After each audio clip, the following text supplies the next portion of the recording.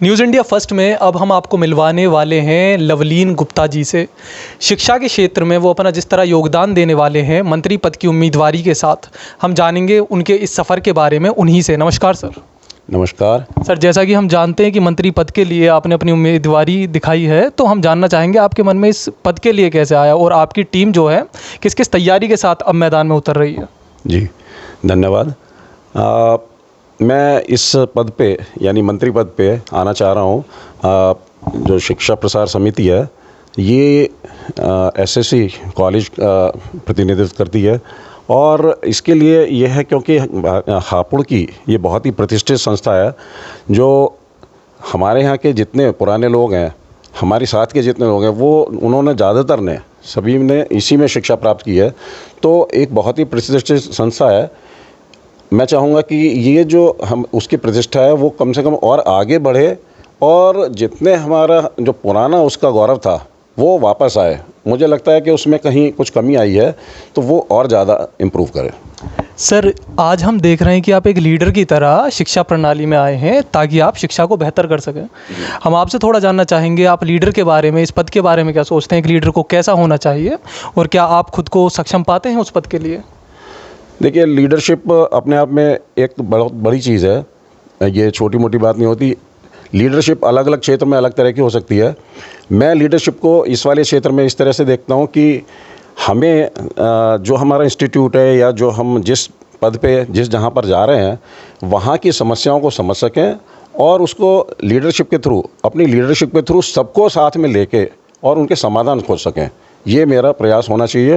That is leadership.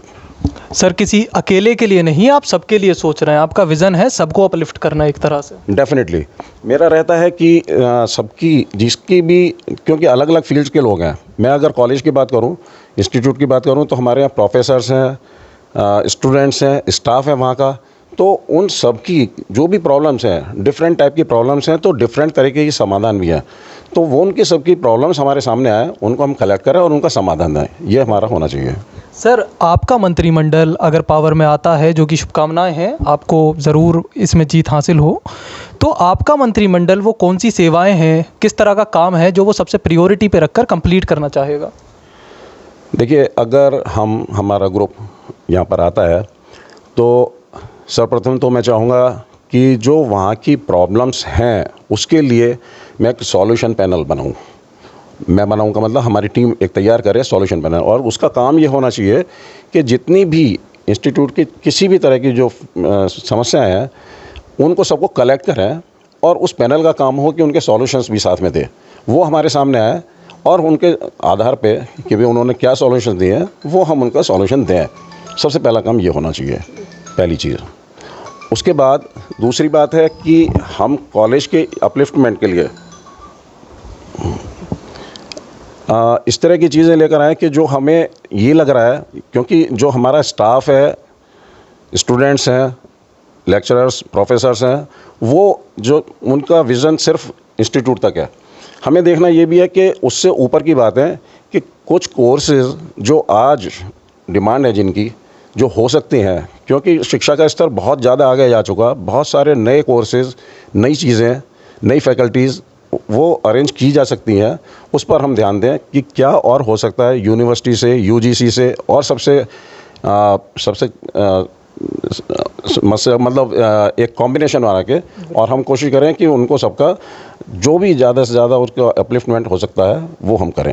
आज के समय में आप अपनी संस्था में किस तरह की समस्याएं देख रहे हैं जो आज के समय में जो पदाधिकारी हैं जिन पर ध्यान नहीं दे पा रहे आपके अनुसार?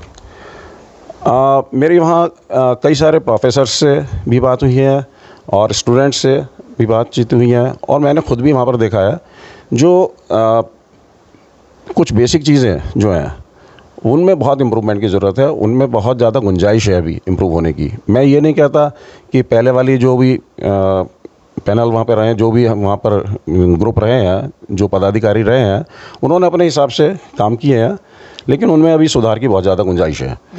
तो जहाँ कहीं हमें ऐसा लग रहा है, बहुत सारी चीज़ें हैं, not only building, not only toilets, not only labs, सब चीज़ों में मैं देखता हूँ कि वहाँ पे कमियाँ हैं और काफ़ी कमियाँ हैं। फॉर एग्ज़ाम्पल मेरी जानकारी में आया कि जो वहाँ लैब्स हैं, चाहे वो केमिस्ट्री के लैब्स हैं और दूसरी लैब्स हैं, कंप्यूटर लैब्स हैं, जितने भी हैं लैब्स, उनमें अभी बहुत ज़्यादा कमियां चल रही हैं, या कहना चाहिए कि सुधार की गुंजाइश है। वो सबसे पहले होना चाहिए, क्योंकि अगर जब तक प्रैक्टिकल्स प्रॉपर नहीं होंगे तो हमारे बच्चे आगे नहीं बढ़ सकते। उनका जो सीखने का जज्बा है बहुत कम रह जाता है, उनमें उत्साह भी नहीं हो पाता और वो लेवल नहीं आ पाता जो उन्हें मिलना चाहिए। फील्ड में जाके जहाँ अल्टीमेटली उन्हें जाना है वहाँ वो कम्पीट नहीं कर सकते। तो कंपटीशन लाने के लिए हमें वो सारी चीज़ें, उन्हें वो फैसिलिटीज़ देनी पड़ेंगी। ऐसा हम कह सकते हैं कि इस समय वो सुविधाएं अवेलेबल ही नहीं हैं जो एक स्टूडेंट को नरिश करेंगी उनके फ्यूचर के लिए। हाँ, बिल्कुल ऐसा तो नहीं कह सकते कि वहाँ फैसिलिटीज़ बिल्कुल नहीं है, बट बहुत काम है, अभी बहुत ज़्यादा करने की ज़रूरत है, और जो कि होना चाहिए और जो किया जा सकता है। हमारी कोशिश रहेगी कि जो कुछ भी रिक्वायरमेंट्स वहाँ पर हैं उनको समझते हुए और हम ज़्यादा से ज़्यादा दें। आपका मंत्रिमंडल जो है वो ऐसा क्या प्रोवाइड करेगा जो आपके वोटर्स हैं कि उन्हें आपको वोट देना चाहिए? हाँ, बहुत अच्छा क्वेश्चन किया आपने। मैं ये तो नहीं कहता कि जितने और आपसे पहले जो भी पदाधिकारी रहे हैं हम एक दिन में जाके वहाँ कोई चमत्कार कर देंगे, ऐसा बिल्कुल नहीं होगा। लेकिन ये ज़रूर है कि एक डेडिकेशन, एक कमिटमेंट होता है कि हमारा समर्पण भाव होना चाहिए, और जो इंस्टीट्यूट है उसके प्रति हमारी ईमानदारी डिफरेंट फील्ड में डिफरेंट तरीके से, कि हमारा समर्पण तो हो ही, काम समय के अंदर कंप्लीट हो, समस्याएं किसी भी तरह की हों वो पेंडिंग ना रहें, उसका कायदे से रजिस्ट्रेशन हो, कायदे से हम सॉल्यूशंस दे सकें। तो वो सारी चीज़ें हम अगर लेकर आते हैं तो मुझे लगता है कि ये हमारे जितने हमारे ग्रुप के जितने भी लीडर्स होंगे, जितने भी लोग होंगे, उन्हें ये इस तरह की इंस्ट्रक्शंस होंगी और उनका ये काम होगा कि वो सबसे पहले प्रायोरिटी पे लेके चलें, किसी भी तरह के जो सॉल्यूशंस दे सकें वो, और ज़्यादा बेटरमेंट के लिए जो भी काम कर सकें वो। प्रधान जी से बात करते हुए उन्होंने हमें बताया कि किस तरह वो एक सादगी भरा जीवन जी रहे हैं। उनका मानना है कि जीवन सादा होना चाहिए और विचार उच्च होने चाहिए। आप अपने नेता को, जो आपके लीडर हैं, उन्हें आप किस तरह देखते हैं? मैं अगर अपने बारे में कुछ कहूँ तो वो कहना एक सही सा नहीं होगा, फिर भी मैं कहना चाहूँगा कि मैं बहुत सादगी वाला ही जीवन जीता हूँ और कभी दिखावे में बिल्कुल विश्वास नहीं करता। अपने कामों को भी या अपनी योग्यता को, किसी चीज़ को मैं दिखावे की बात नहीं करता कभी भी। लेकिन ये कहना एक अहंकार की बात हो सकती है। मेरे टीम के जितने लीडर्स हैं उनकी सबसे पहली विशेषता यही है, हमें अपना ग्रुप तैयार करने में काफ़ी मेहनत करनी पड़ी, और इसलिए मेहनत करनी पड़ी, हम चाहते थे कि ज़्यादातर सब लोग जितने भी हों वो बिल्कुल बेदाग हों, पहली बात, और बेदाग के साथ साथ योग्य भी हों। तो ये चीज़ बहुत ज़्यादा ज़रूरी है। ज़्यादातर सभी हमारे जितने कैंडिडेट्स हैं किन्हीं भी पदों के लिए, वो सब सादगी वाले हैं और काम करने वाले लोग हैं। उनका सबका जो प्रीवियस जितना रिकॉर्ड है वो सारा कुछ बहुत अच्छा और साफ़ सुथरा है। हमारी जनता आपकी टीम के बारे में भी थोड़ा जानना चाहेगी कि आपकी टीम में कौन कौन से पद पर किस तरह के उम्मीदवार आप खड़े कर रहे हैं और उनका रोल क्या रहने वाला है? हाँ, प्रधान पद पे हमारे सुरेश चंद्र संपादक जी हैं, और जो कि बहुत पहले से कॉलेज के साथ जुड़े हुए हैं। कॉलेज की पिछले 40-50 सालों का जो भी इतिहास है और जो कुछ वहाँ एक्टिविटीज़ होती रही हैं उस सारे के बारे में उन्हें डीप नॉलेज है, बहुत ज़्यादा जानकारी है, पहली बात। और उसके अलावा दूसरी बात यह है कि वो कॉलेज के हित के लिए, कॉलेज के हर तरह के हित के लिए वो समर्पित हैं। उनका पर्सनल इंटरेस्ट तो कभी होता ही नहीं। वहाँ का किसी भी तरह का काम है तुरंत एक्शन लेने वाली उनकी शैली रही है, कार्यशैली बहुत अच्छी है, और किसी से कोई मनमुटाव या भेदभाव वो बिल्कुल नहीं रखते, काम में सिर्फ विश्वास रखते हैं, ये उनकी विशेषता है।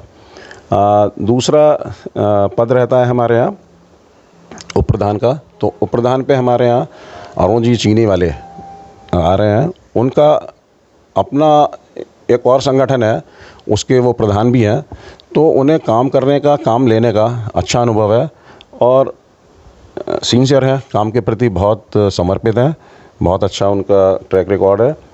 उसके अलावा एक तरह से हम ये कह सकते हैं कि जितने भी पद के लिए आपने लोग फाइनल करे हैं वो योग्य भी हैं और उस काम को करने के लिए समर्पित भी हैं। जी, बिल्कुल यही बात है कि वो समर्पित भी हैं, और यही देख के हर ग्रुप बनना भी चाहिए। मेरा कहना तो यही रहता है, हम लोग जो वहाँ पहुँचना चाह रहे हैं उसके पीछे राजनीति बिल्कुल नहीं है। मैं तो चाहता हूँ कि राजनीति बिल्कुल ना हो। इलेक्शंस होना एक ज़रूरी सी बात है, तो इलेक्शंस होते हैं, वो ठीक है, लेकिन राजनीति इस लेवल की ना हो कि सिर्फ राजनीति हो और काम ना हो। जब हम जीत कर वहाँ पहुँच जाएँ तो उसके बाद सब लोग, हो सकता है कुछ हमारी पार्टी के पहुँचे, कुछ दूसरे ग्रुप के लोग पहुँचे, तो वो एक साथ मिलके काम करें। सिर्फ हमारा एक उद्देश्य होना चाहिए कि इंस्टीट्यूट की तरक्की, जो भी हमारा हो हम सबको साथ लेके चलें। मेरा खुद का विज़न ये रहता है कि हम सबको साथ लेके चलें, और अगर कुछ लोग ऐसे हैं जो मेरे विचारों से, मेरे या हमारे ग्रुप के विचारों से असहमत भी हैं, तब भी हम उनकी समस्याओं को, उनकी बातों को समझें और साथ लेके चलें। ऐसा हम कह सकते हैं कि आप राजनीति से ज़्यादा सेवा भाव से इस सेवा को करने वाले हैं। आप इसमें किसी तरह की पॉलिटिक्स खेलना नहीं चाहते, आप चाहते हैं किसी तरह से विकास, सबको इकट्ठा करके। जी बिल्कुल सही कहा आपने। यही बात है कि राजनीति करना हमारा बिल्कुल हमारे नेचर में नहीं है, और कोशिश ये की जाएगी कि अगर हमारा ग्रुप के जितने भी लोग हैं उनमें भी किसी तरह का ऐसा ना हो, किसी को फेवर करना, अनड्यू फेवर करना, वो बिल्कुल नहीं। मैंने अभी यहीं पे छोटा सा लेक्चर मेरे को देना हुआ, तो वहाँ पर मैंने कहा था, और अपने जो हमारे टीम लीडर्स हैं, जितने भी टीम के पदाधिकारी चुनकर आने वाले हैं, मैंने उनको कह दिया था कि भाई ऐसा कोई काम हमारे यहाँ अगर कोई सोचता है तो हमारे साथ ना जुड़े, कि जो किसी का अनड्यू फेवर करने की बात सोचे भी ज़रा सा भी। तो ये हमारा उद्देश्य रहेगा। तो तीसरा पद हमारे यहाँ होता है सचिव का, यानी सचिव यानी मंत्री, वो मैं लवलीन गुप्ता इस पर आ रहा हूँ, तीसरा पद ये है। उसके अलावा उप सचिव यानी जॉइंट सेक्रेटरी पर हमारे विशाल आनंद जी माया वाले हैं। इनका पुराना काम, पुराने ख़ानदानी लोग हैं और बहुत अच्छा नेचर है, साफ़ सुथरे हैं। इनका अपना इलेक्ट्रिकल्स का बड़ा बिज़नेस है, डिस्ट्रीब्यूटरशिप है। तो ये तो अलग बात हो गई, बिज़नेस हर किसी का अलग अलग हो सकता है, बट वो काम के प्रति समर्पित हैं। जो पूर्व छात्र परिषद है उससे जुड़े हुए हैं। इनफैक्ट हम 8 में से 6 लोग पूर्व छात्र परिषद से जुड़े हुए हैं। तो वहाँ ये मैं इसलिए मेंशन कर रहा हूँ कि जो पूर्व छात्र परिषद का मतलब है जो शिशु मंदिर वाला बैकग्राउंड, तो वहाँ हम लोगों ने बचपन से सिर्फ सेवा भावी सीखा है। तो ये एक चीज़ है, ये एक डिफरेंस रहता है बेसिकली राजनीति करने वाले और काम करने वाले लोगों में। बिल्कुल सर, एक बार हम आपका विज़न भी जानना चाहेंगे कि आप जो आपको सेवा मिलने वाली है लॉन्ग टर्म पे, आपका विज़न क्या है उसके साथ? पार्डन, दोबारा से बोलेंगे? आपका विज़न क्या है जब आप चुनकर आपको जनता जिता देगी, वोट आपको मिल जाएंगे, तो उसके बाद आपका विज़न क्या है? आप राजनीति किस तरह से करने वाले हैं, या सेवा का जो आपका भाव है उसे किस तरह आगे बढ़ाएंगे? देखिए, जैसे मैंने कहा कि हमें ध्यान देना है वहाँ की जो भी बेसिक प्रॉब्लम्स हैं, जो भी मूलभूत समस्याएं हैं, समस्या पहली चीज़, लेकिन समस्या की बात हम करते रहे। उसके अलावा जो फर्दर डेवलपमेंट जो भी हो सकता है, एक चीज़ रह जाती है, हम लोग एजुकेशन में सोच रहे होते हैं कि सिर्फ पढ़ाई और किताबी ज्ञान अपने आप में बहुत पीछे की बहुत छोटी चीज़ है। हम लोग भूल जाते हैं कि हमें उन्हें कोई नैतिक शिक्षा भी देनी है। तो नैतिक शिक्षा पे भी हमारा जोर होना चाहिए, ये मेरा एक विज़न है।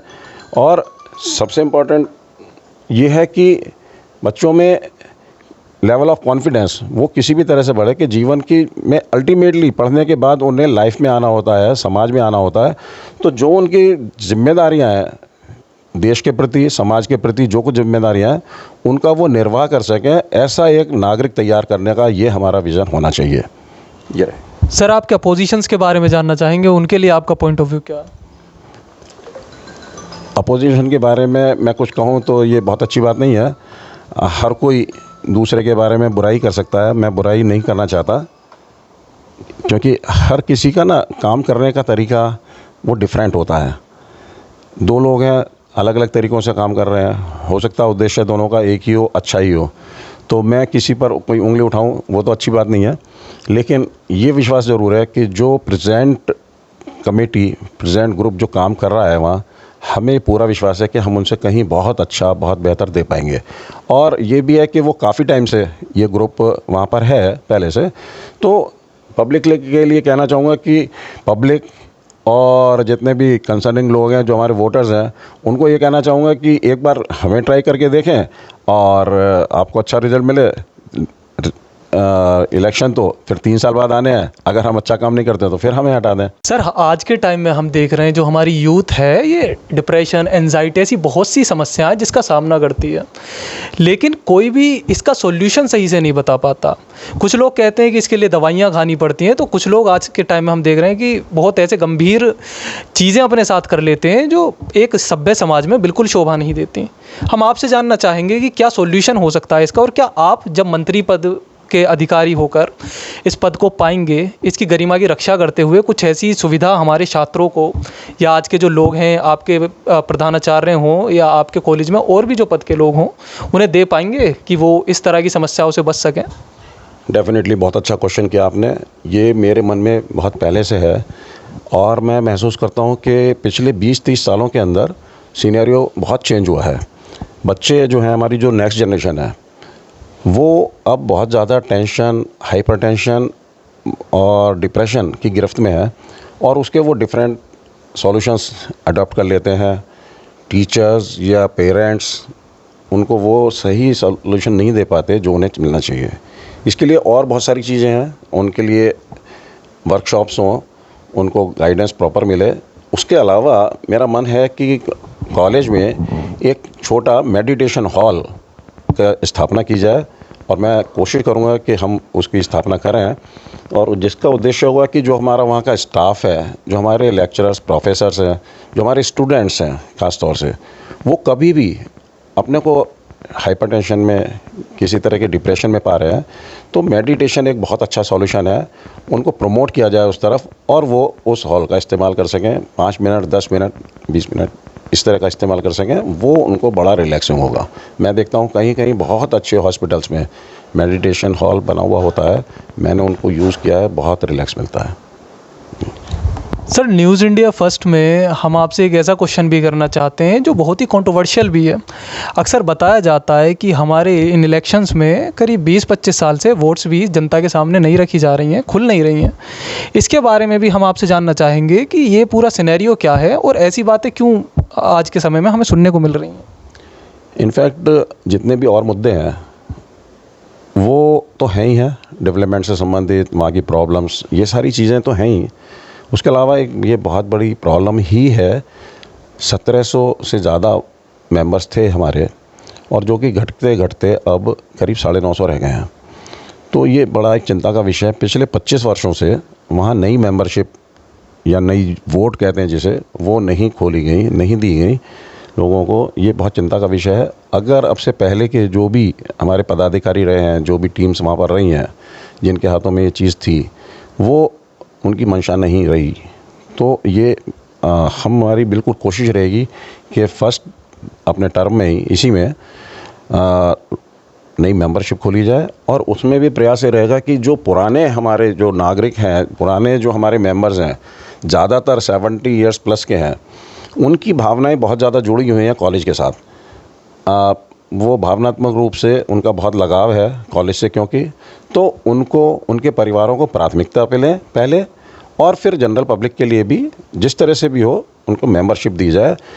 हमसे, मैं अपनी ज़िम्मेदारी मानते हुए कहता हूँ कि हमारी बहुत बड़ी ज़िम्मेदारी आने वाली है हम पर कि अगर हम आते हैं तो लोगों की हमसे बहुत सारी अपेक्षाएं हैं, तो उसमें एक ये वाली अपेक्षा भी है। मैं जगह जगह जाता हूँ, ज़्यादातर अपने वोटर्स से, जो मेंबर्स हैं, सो कॉल्ड मेंबर्स, तो उनसे सबसे मिला हूँ, तो सबकी अपेक्षाएं हैं, सब लोगों की शिकायतें हैं, बहुत ज़्यादा शिकायतें हैं कि जी मेंबरशिप ही नहीं है। अगर आप मेंबरशिप खोलने का वादा करते हो तो वो तो बाद में कह रहे हैं, हमने पहले से ही सोचा हुआ है कि मेंबरशिप ज़रूर खोली जाएगी। ये आप एक बहुत बड़ा वादा है जो हमारी जनता से कर रहे हैं, क्या आप इसे निभाएंगे? हम आप पे यकीन कर सकते हैं, हमारी जनता इस चीज़ को पक्का समझ सकती है?